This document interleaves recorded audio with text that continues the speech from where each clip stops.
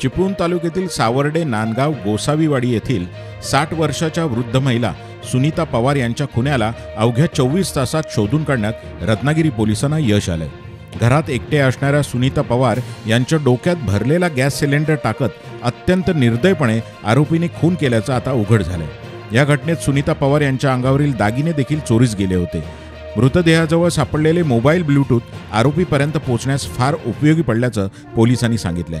अवघ्या 24 तासात आरोपीला शोधून काढणाऱ्या पोलीस पथकाला जिल्हा पोलीस अधीक्षक धनंजय कुलकर्णी यांनी 50,000चं बक्षीस दिलंय। सावर्डे पोलीस स्टेशनच्या हद्दीमध्ये दिनांक 27 ऑगस्ट रोजी एका वयोवृद्ध महिलेचा अत्यंत निगूढपणे खून करण्यात आला होता। त्या संदर्भात सावर्डे पोलीस ठाण्यात एक खुनाचा आणि जबरी चोरीचा गुन्हा दाखल करण्यात आलेला होता।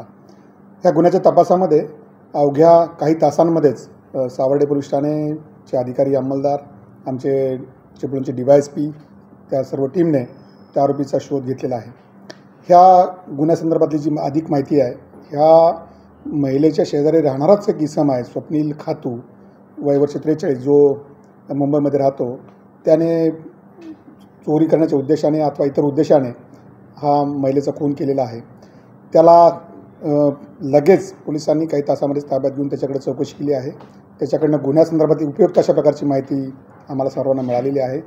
त्याचा घटनास्थळी जो काही पुरावे आम्हाला परिस्थितीने मिळाले, तांत्रिक पुरावे ज्या ठिकाणी मिळाले, त्या आधारे त्याने मी त्याला अटक केलेली आहे। आज आरोपीला आम्ही मान्य न्यायालयासमोर हजर केलं आणि आरोपीला हजर करून आज मान्य न्यायालयाने 5 दिवसाची पोलीस कस्टडी रिमांड आम्हाला दिलेली आहे।